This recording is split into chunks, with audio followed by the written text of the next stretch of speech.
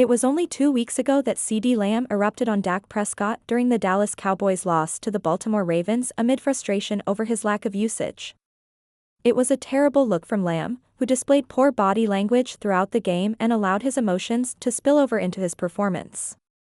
Lamb committed multiple important drops and Prescott hardly looked his way as the Cowboys stormed back in the fourth quarter.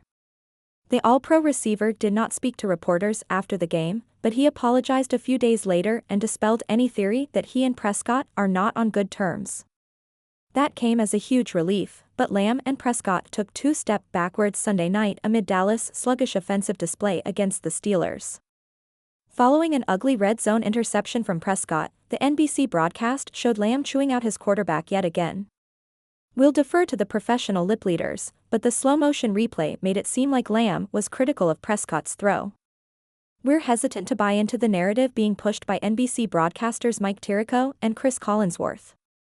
Lamb and Prescott hold each other to a high standard. Whereas Prescott is composed amidst adversity, Lamb wears his emotion on his sleeve.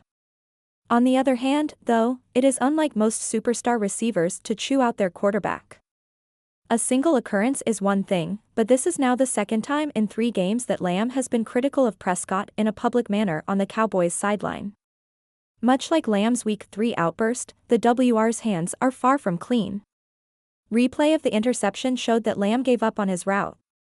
There was a clear miscommunication between Prescott and Lamb, but the fifth-year pro pulled into a jog at the top of his route while the QB expected Lamb to show for the back shoulder.